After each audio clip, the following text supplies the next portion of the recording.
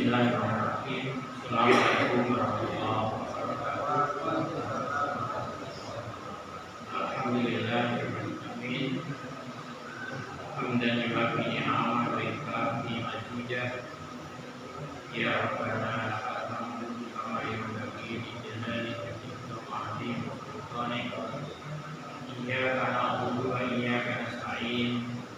A'udzu billahi min shururi anfusina wa min sayyiati a'malina. Man yahdihillahu fala mudilla lahu wa man yudlil fala hadiya lahu. Asyhadu an la ilaha illallah wa asyhadu anna Muhammadan abduhu wa rasuluh. Allahumma shalli wa sallim wa barik ala abdika wa nabiyyika Muhammadin wa ala alihi ajma'in. Rabbi shrah li sadri wa yassir li amri wa hlul 'uqdatam min lisani yafqahu qawli. Amma ba'du, Bapak Ibu yang saya hormati, mereview apa yang pernah kita kaji bersama, yaitu surat Al-Hujurat ayat 14 sampai 14. Kenapa saya mereview? Jadi kita ingin memperdalam lagi tentang keimanan. Nanti panjenengan ngesak nih. Sekarang kan ini udah canggih itu dengan aplikasi yang ada itu kita bisa menelusuri ayat. Jika kita telusuri, maka sepertinya tidak ada ayat yang mengatakan bahwa surga itu diperuntukkan untuk orang muslim. Tetapi yang ada adalah diperuntukkan untuk orang mukmin atau orang yang beriman. Artinya apa? Jadi untuk menjadi muslim hanya muslim ansih itu belum merupakan jaminan bagi kita untuk merasa berhak memperoleh surga Allah. Kalau tidak disertai dengan mukmin, bagaimana? Sampai katakan begini, Pak. Ada di dalam surat Ali Imran ayat 133. Ini wasai'u ila maghfiratin min rabbikum wa jannatin 'arduha samawati wal ardu iddat lil muttaqin. Muttaqin itu sama dengan mukmin. Lalu juga ada di dalam surat Al-Hadid ayat 21. Allah berfirman, sabiqu ila maghfiratin min rabbikum wa jannatin 'arduha ka'ardis samai wal ardu iddat lil ladzina amanu billahi wa rasulih. Bersegeralah kamu menuju ampunan dari Tuhan kalian dan kepada surga yang luasnya seluas langit dan bumi, yang dipersiapkan untuk orang-orang yang beriman kepada Allah dan yang beriman kepada Rasulnya. Tapi nanti dicari disiapkan untuk orang muslim itu tidak kita temukan. Nah, jadi ini juga menambah bukti tidak sama antara yang disebut muslim dengan yang disebut mukmin seperti yang disebutkan di dalam surat Al-Hujurat ayat 14. Maka sekaligus ini hendaknya menjadikan kesadaran bagi kita, jangan dulu kita merasa puas hanya karena predikat keislaman. Apa predikat keislaman? Yo ketok begere nglakoni salat, yo ketok begere poso, yo ketok begere tindak haji. Jangan dulu kita merasa puas bahwa kita sudah menjadi seperti yang diharapkan sebagai ahli jannah, sebagai yang berhak untuk masuk surga. Dan surga tidak diperlukan hanya sekedar seorang muslim. Ini yang perlu kita dalami. Jadi supaya nanti kita Jadi mongso wis berhak menjadi ahli surga hanya karena sudah sholat, sudah ini dan sebagainya. Sholat kita belum merupakan jaminan.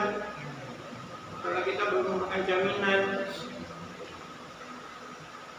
Puasa kita juga belum merupakan jaminan. Haji kita pun juga belum merupakan jaminan. Dalam sholat pun Allah akan mengingatkan pada kita. Ara'aital ladzi yukadzibu bid-din fadzalika alladzi yad'ul yatim wa la yaqutu 'ala ta'amil miskin fawailul lil musallin. Ternyata orang yang sholat itu masih diancam dengan wail, neraka jahanam. Fawailul lil musallin. Neraka wail itu disiapkan untuk orang yang sholat yang bagaimana? Alladzina hum an sholatihim sahun. Mereka yang lalai dalam sholatnya itu. Sholat yang mestinya tegak lurus hanya kepada Allah, tetapi kemudian melenceng menjadi tegak kepada manusia. Riya akhirnya muspro itu. Nah, jadi mari kita introspeksi. Sudahkah kita ini melakukan sholat itu hanya untuk mencari ridha Allah ataukah bukan? Puasa kami juga begitu. Hadis Nabi mengatakan kamin sha'imin laisa lahu min siyamihi ilal atsu wal ju'. Berapa banyak orang yang puasa yang tidak mendapatkan dari puasanya itu kecuali hanya haus dan dahaga muspro. Ya hanya nek luwe karo melak tok sing dirasakne ini ndak oleh pahala dari Allah. Haji pun juga demikian. Nah, Bapak Ibu yang saya hormati, perlu kita selalu introspeksi, jangan keburu puas dengan kita telah melakukan sholat, jangan keburu puas kita telah melakukan puasa, jangan keburu puas kita melakukan ibadah-ibadah yang lain. Kalau ternyata ibadah-ibadah yang lain itu tidak didasarkan pada keimanan yang benar, tidak didasarkan pada keimanan. Nah, dalam hal ini Bapak Ibu, seperti halnya as-sholat, dikatakan dalam ayat Allah, as-sholatu tanha 'anil fahsya'i wal munkar.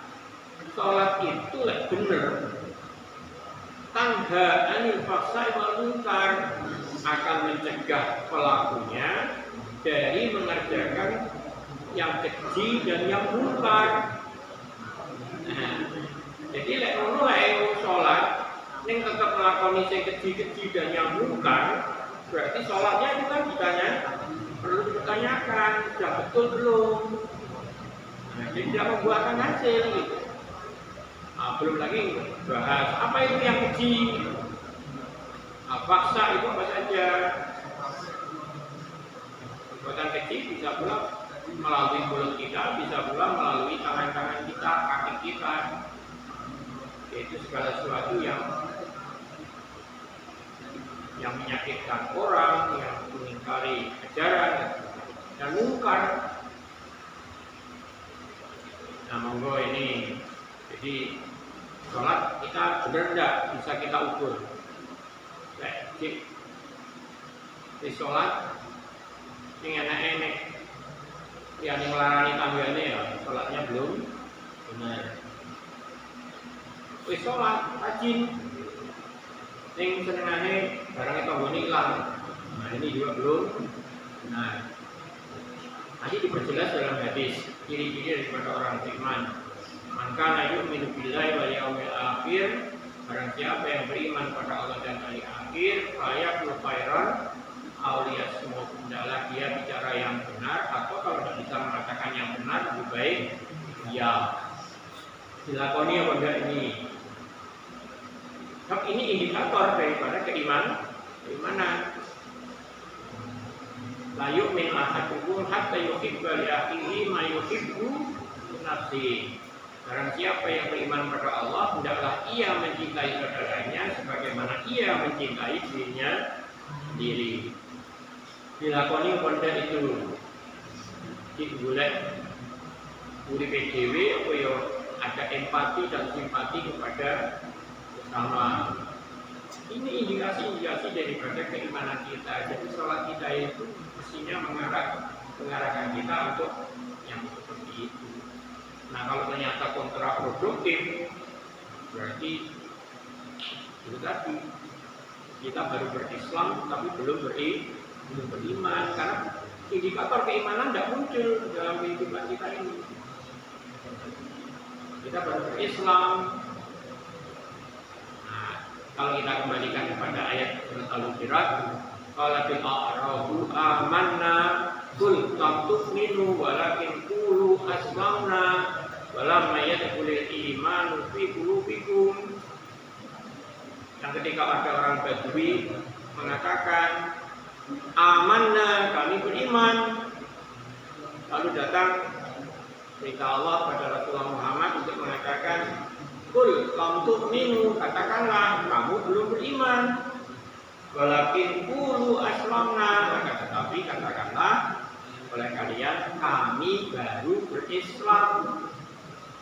Walam yadkhulul iman fi qulubikum, iman itu belum merasuk ke dalam diri kalian. Kamu merenungkan, iman itu belum merasuk ke dalam diri kalian. Enak-enak gerambiangan di permukaan, tetapi tidak mendalam di dalam hati. Jadi hanya gerambiangan di permukaan. Nek ketok gede ini ora teko jerone hati. Kalau teko jerone hati mesti akan memancarkan indikator-indikatornya, yaitu indikator keimanan. Sering saya katakan para koruptor itu banyak dari kalangan orang muslim. Para koruptor itu banyak dari kalangan orang muslim. Itu baru muslim. Coba kalau dia mukmin, percaya Allah itu ada dan Allah itu akan mengawasi, seperti yang ada dalam hadis, anta budallah ka'annaka tarahu wa in lam taraka fa innahu wa in lam tarahu fa innahu yaraka.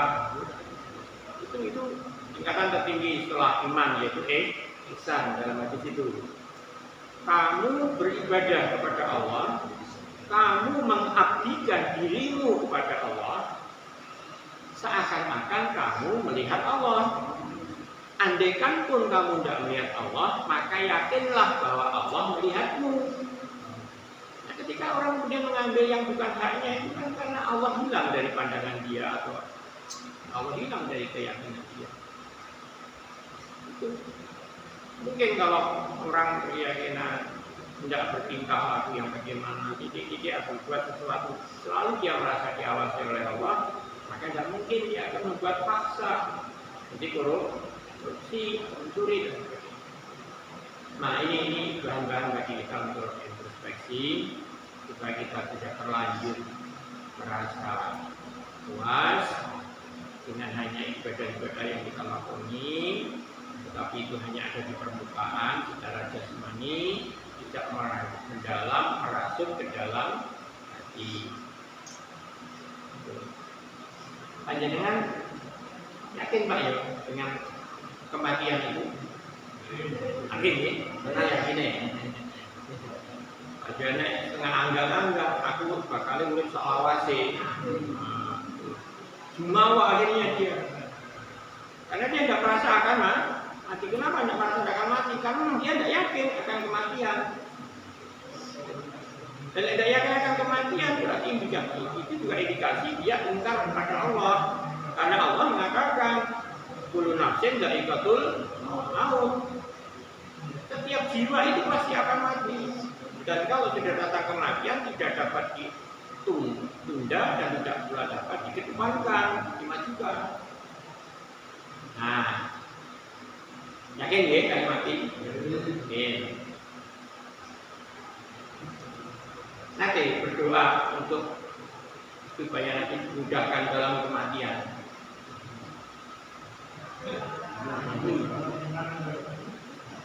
Kita nggak tahu kapan itu, tapi satu keinginan bagi kita tentunya bahwa kita masing-masing nanti meninggal dalam keadaan yang mudah, gitu.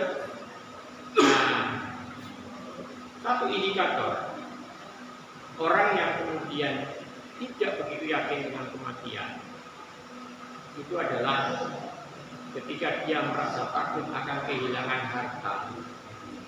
Karena dia akan merasa hidup selamanya.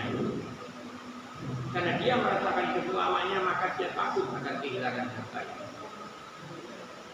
Dan satu sisi juga tidak yakin bahwa Allah itu maha memberi rezeki, yaitu ketika kita dihadapkan pada satu keadaan yang kita lihat di depan kita, misalnya menolong orang yang memang betul-betul memerlukan bantuan.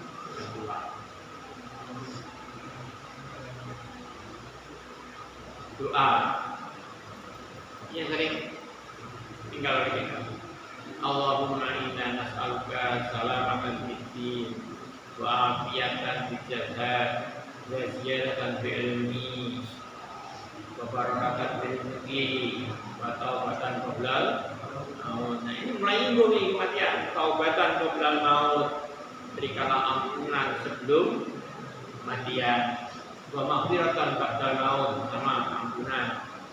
Hawwin alaina fi sakaratil, mudahkanlah kami di dalam sakaratul maut. Najjini minan nar, dan selamatkanlah kami dari neraka.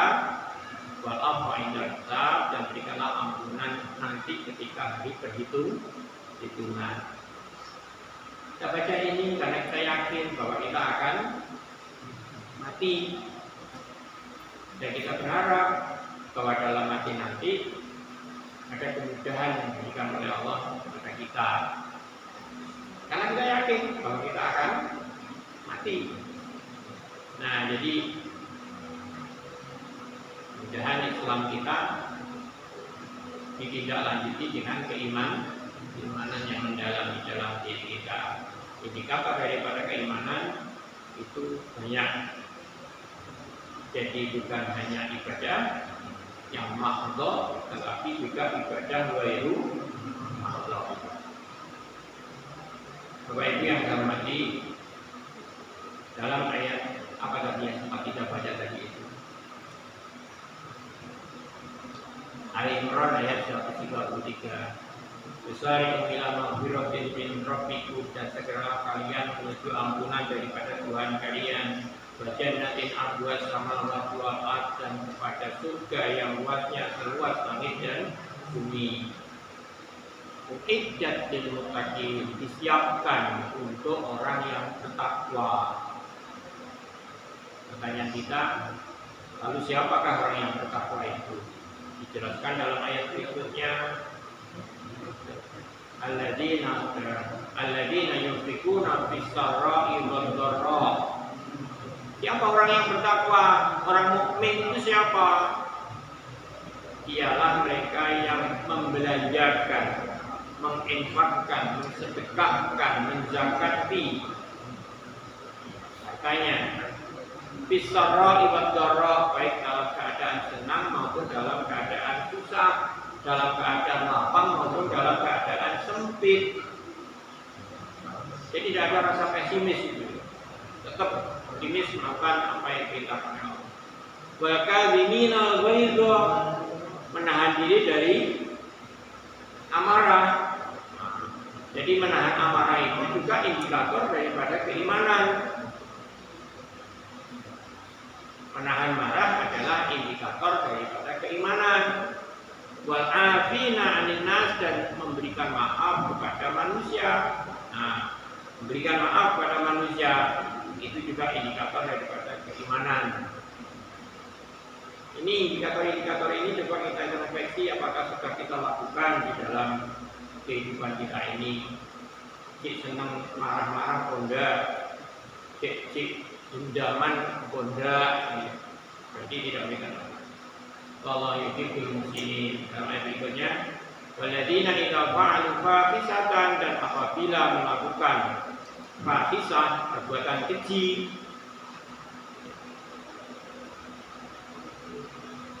au dzalamu anfusahum, atau berbuat zalim terhadap diri mereka.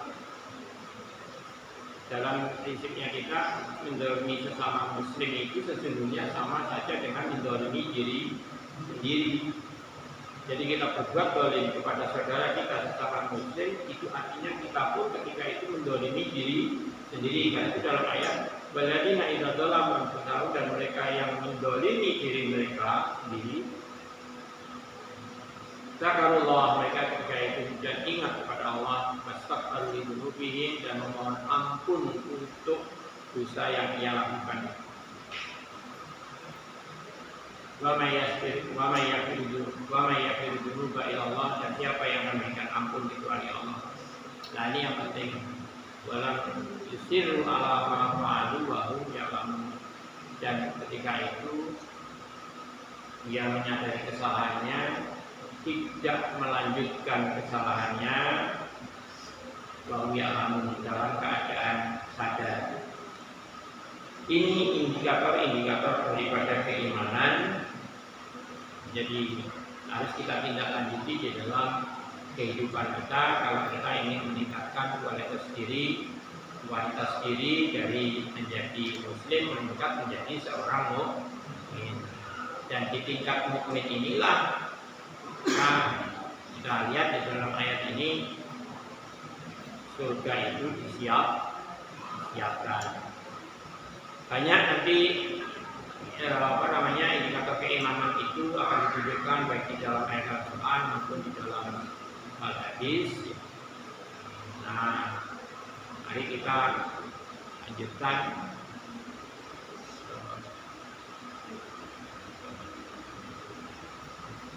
Jadi kemarin kita menjelaskan surat Hujurat ayat 14 itu ada disebutkan di dalam kitab tafsir, al-muslimu qad yakunu mu'minan fi ba'dil ahwal wa la yakunu mu'minan fi ba'diha.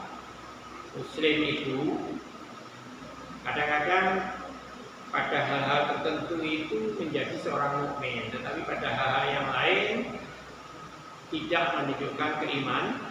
Jadi kadang-kadang menunjukkan keimanan dalam satu perbuatan, tetapi dalam perbuatan yang lain tidak menunjukkan keimanan. Nah, ini yang harus kita jaga. Jadi yang tentu yang kita harapkan adalah kesempurnaan di dalam keimanan itu.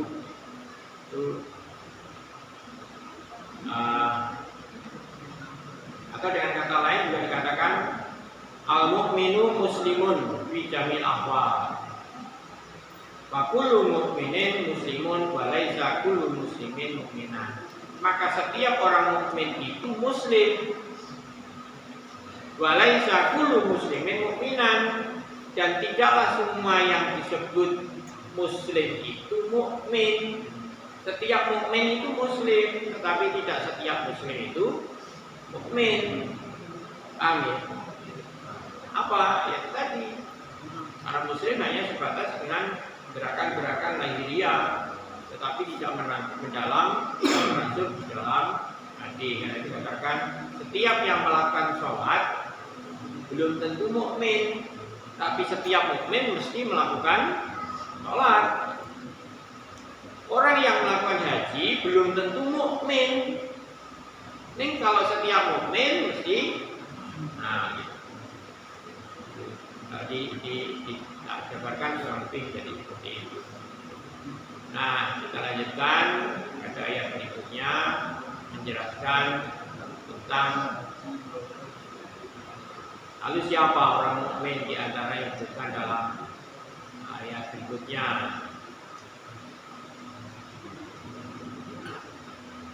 Innamal mu'minuna, ayat 16. Innamal mu'minuna alladzina amanu billahi wa rasulih tsumma lam yartabu wa jahadu bi amwalihim wa anfusihim fi sabilillah ulaika humus shadiqun. Sesungguhnya orang-orang yang beriman itu ialah orang-orang yang mengimani Allah dan mengimani Rasulnya, kemudian tidak ragu-ragu, tidak bimbang, dan mereka yang berjihad dengan harta mereka dan dengan jiwa mereka di jalan Allah. Ulaika humus shadiqun, mereka itulah orang yang benar di dalam imannya. Innamal mu'minuna alladzina amanu Sesungguhnya orang-orang yang mukmin itu ialah ia yang beriman kepada Allah dan kepada Rasul-Nya. Sekian kali mungkin kita akan perlu mengingat kembali bahwa beriman kepada Allah itu tidak hanya sekedar percaya bahwa Allah itu ada, tidak sekedar percaya bahwa Allah itu esa, tidak hanya seperti itu. Percaya Allah ada, ini tidak menutup kemungkinan adanya kemusyrikan. Kalau hanya itu ya. Percaya Allah itu ada. Tetapi kemudian juga dalam kita, tapi saya juga percaya ada penguasa lain selain Allah. Kalau hanya sekedar percaya adanya Allah, tidak mustahil yang bersangkutan atau orang itu akan pula percaya kepada penguasa lain selain Allah. Musyrik kan itu artinya. Percaya Allah itu ada, percaya. Tapi di sisi lain dia pun mempercayai adanya penguasa lain. Nah, jadi belum tentu itu yang dimaksud. Nah, di samping percaya bahwa Allah itu ada, juga percaya bahwa Allah itulah satu-satunya tempat kita mengabdikan diri.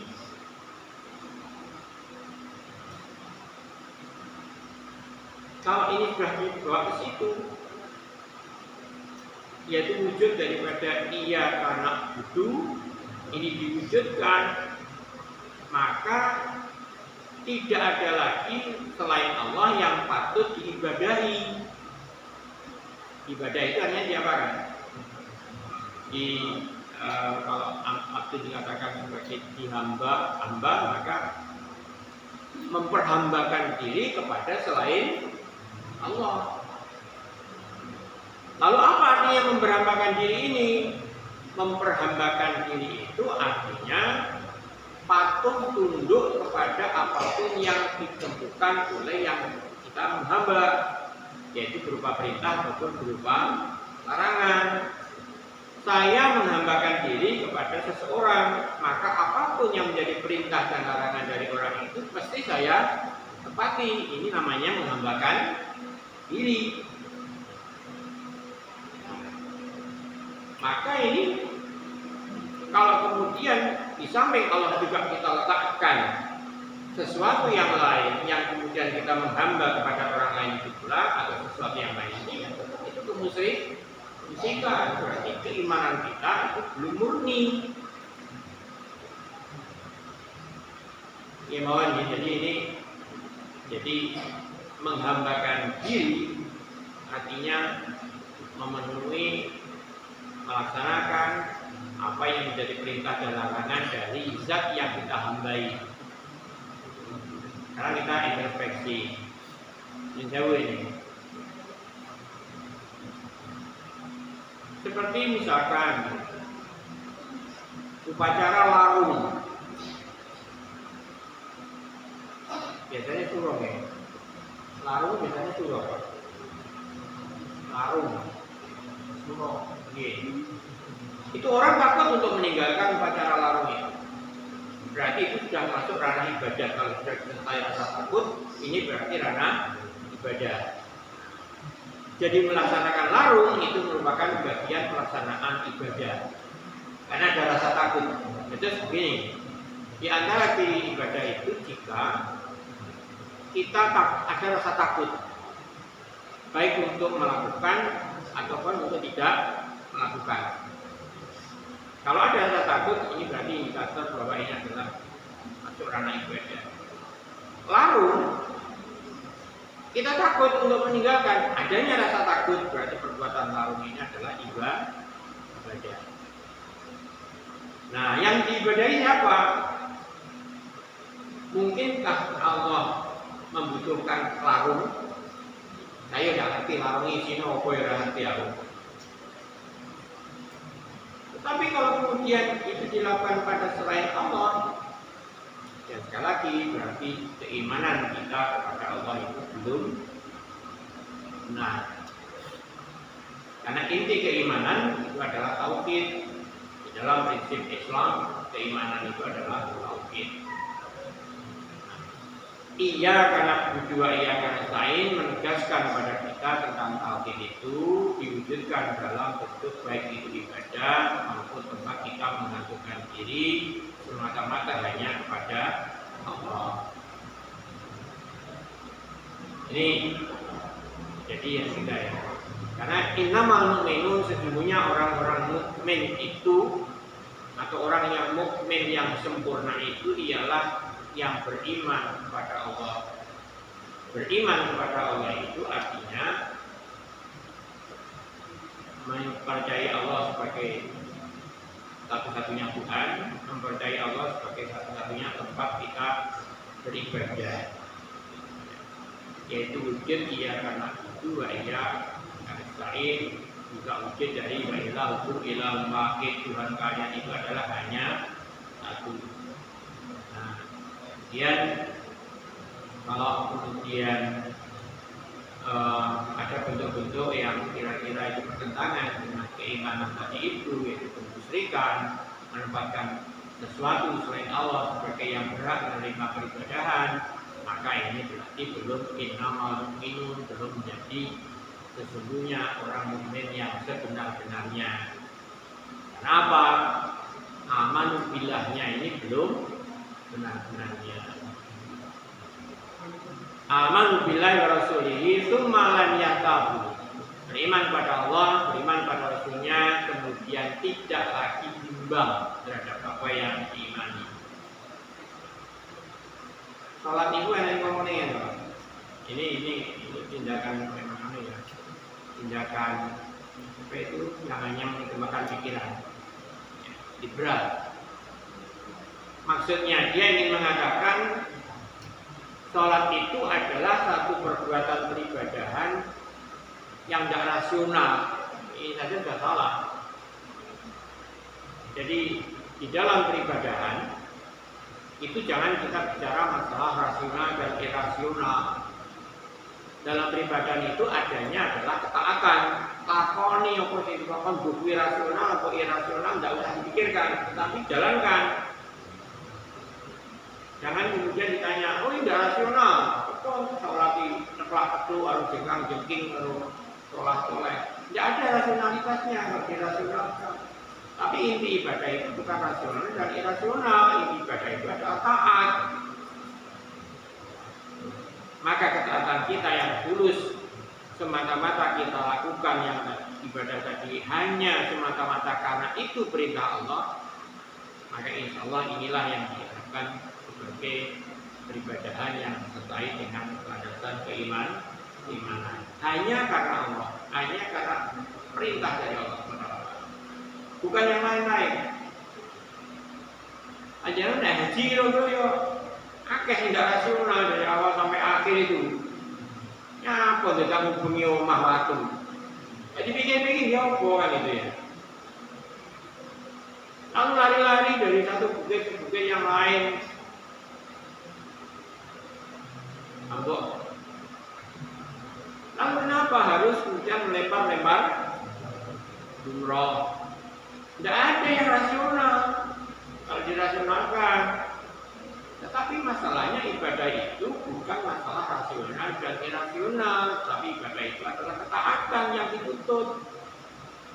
Maka rasional atau tidak rasional, kalau itu perintah dari Allah atau itu perintah dari Allah, maka lakukanlah.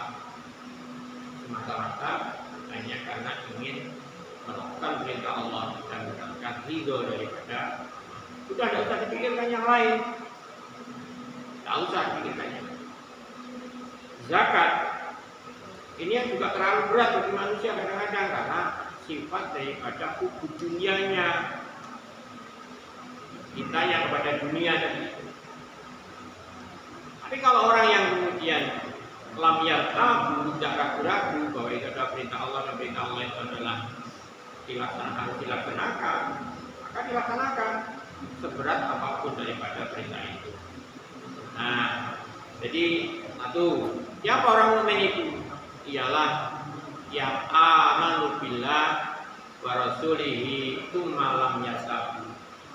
betul-betul beriman kepada Allah dengan segala bentuk aspeknya, beriman kepada Rasulullah, dan dia tidak mengalami kebimbangan, keraguan. Yang berikutnya ditunjukkan oleh ayat ini, indikasi daripada orang yang beriman dengan sebenar-benarnya adalah wajahadu bi amwalihim wa anfusihim fi sabilillah. Kita mulai dari fi sabilillah. Apa itu fi sabilillah? Yaitu kalau secara bahasanya di jalan Allah. Lalu apa itu yang di jalan Allah? Ialah segala sesuatu yang itu sesuai dengan perintah-perintah Allah. Nah, maka disitulah kita berjuang, berjuang dengan apa? Dengan harta kita dan dengan jiwa kita di dalam hal-hal yang itu memang disyariatkan oleh Allah. Nah, pengertian berjihad ini jangan kemudian selalu dikonotasikan sebagai mengangkat senjata loh. Itu diberitakan ini terus konotasinya adalah mengangkat senjata. Enggak. Berjuang itu, berjihad itu artinya jihad itu artinya mengerahkan segala tenaga, itu jihad. Atau kadang kalau dalam keilmuan menjadi jihad, mengerahkan segala daya, baik itu dengan harta maupun itu dengan jiwa kita di jalan Allah. Di amwalihim, nah itu yang bangunan depan itu nuntut ya. Lihat di amwalihim rakyatan seket selawe, adun apa munggah ya, seket selawe 10 5.000 apa seket 35 terus 100 itu juga jihad ya. Kita berjuang dengan Allah, memenuhi syariat Allah, yaitu membangun masjid. Yang marihim banyak itu dalam Al-Quran itu. Masih dalam surat tadi. Ansari aladina wayam nauna ma'un. Ini dilarang mencegah dari memberikan pemberian-pemberiannya. Maka berarti kita diperintahkan untuk memberikan pemberian. Lalu juga tentang anak yatim, anak miskin, itu dianjurkan kita untuk kemudian untuk itu. Di antara sebab amal insan tidak mabtala rabbuhu wa akramahu wa na'amahu wa yaqulu rabbi akramani. Apa kata itu? Adapun manusia itu apabila dicoba oleh Tuhannya, fa akramahu, maka Allah memberikan kemuliaan kepadanya, wa na'amahu, dan memberikan nikmat kepadanya. Ayaqulu rabbi ahanani, ayaqulu rabbi akramani, lalu ia berkata Tuhanku telah memuliakan. Padahal itu cobaan itu. Itu cobaan jika ibiloh nih, barang-barang bilohnya diberikan nikmat, itu cobaan. Wa aman idza mabtalahu rabbuhu faqadara alaihi rizqahu wa yaqulu rabbi ahanani. Tapi juga ada sisi lain manusia ketika ia dicoba oleh Tuhannya, lalu rezekinya itu dibatasi, lalu ia mengatakan Tuhanku telah menghinaku. Ini gampangnya manusia. Kayak bilangnya rezeki wah, aku dimuliakan oleh Allah. Ini barang rezekinya dibatasi, dia mengatakan Tuhan menghinaku. Itu karpesi. Padahal dijelaskan oleh Allah. Nyapa kok sampai menuki mau? Kalla tukrimuna yatim. Tidak demikian. Kamu menjadi merasa terhinakan itu lantaran kamu la tukrimuna yatim, karena kamu tidak menghormati anak yatim, wala tahadduna ala tu'amil miskin, dan tidak memperhatikan memberi makan kepada orang-orang miskin. Wa ta'kuluna turata aklan lama, dan sedemikian kuo-kuo makan harta peninggalan. Nah, Watuhibbunal mala hubban jamma, dan sebegitu kuatnya mencintai harta. Nah, jadi itu yang dilarang-larang tadi itu untuk bisa memberi makan anak miskin, memberikan makanan, memperhatikan anak yatim, memberikan makan anak miskin, kemudian tidak buah-buah terhadap harta. Ini adalah bentuk-bentuk yang diperintahkan oleh Allah dan yang kita bisa berjuang dalam hal mewujudkan itu semuanya. Nah, jadi baca hadis yang tadi saya kira banyak, wa'afusim pun juga banyak, ada yang harta, yang tenaga dan sebagainya.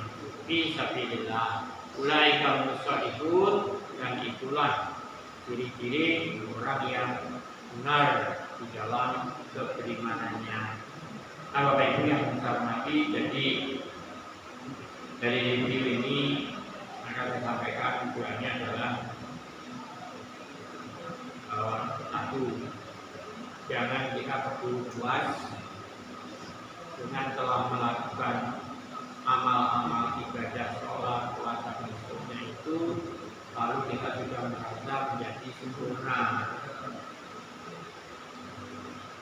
Tapi hendaknya amalan-amalan ibadah yang kita lakukan itu harus terus kita perbaiki, kita bangun keimanan yang menjadi dasar daripada ibadah tadi itu.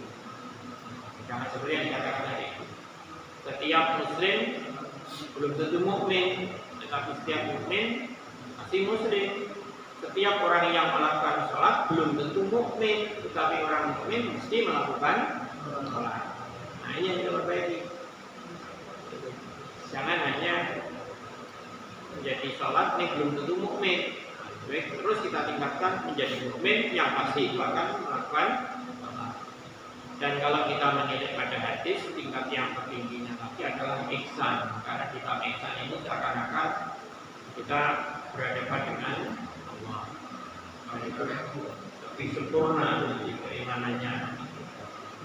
Nah, itu mungkin yang bisa disampaikan pada kesempatan ini. Insya Allah nanti akan saya lanjutkan pada untuk sedikit tambahan. Jadi keimanan ini indikatornya banyak ya. Tidak hanya ibadah yang kita biasa lakukan, tetapi indikator apa itu disebut dengan ibadah mahdoh. Tetapi indikator keimanan itu sangat banyak ditunjukkan oleh Al-Quran maupun dalam hadis, diwujudkan dalam ibadah-ibadah ghairu mahdoh, yaitu ibadah-ibadah yang tidak ditentukan tata laksananya, dan itu banyak kita jumpai di dalam bentuk-bentuk pergaulan kehidupan di antara kita sesama manusia. Itu adalah indikator cermin bahwa tingkah laku yang kita lakukan itu adalah dikarenakan keimanan kita kepada Allah, melakukan apa yang diperintahkan Allah, menjauhi apa yang dilarang oleh Allah. Indikatornya seperti itu banyak di dalam hadis kita jumpai tentang kaitan iman dengan nama Tuhan. Karena ibn Billah pada perkara menghormati tamu itu termasuk indikator keimanan. Makana yu'minu billah wa yawmil akhir fa yukrim dhaifahu. Siapa beriman pada Allah dan hari akhir, adalah ia menghormati tamunya. Ini saya sampai nyonya tamu ya, karena itu bukan indikator keimanan. Demikian Bapak Ibu yang saya sampaikan, mudah-mudahan sedikit ini menambahkan perenungan kita di dalam rangka mencoba berupaya semakin meningkatkan kualitas daripada keislaman kita, dari yang hanya Islam Muslim menjadi mukmin, dan mudah-mudahan nanti bisa menjadi muhsin. Kalau muhsin itu seakan-akan tidak ada pemisahan gitu. Demikian kita akhiri dengan sama-sama baca pada majlis. Subhanakallahumma wa bihamdik, asyhadu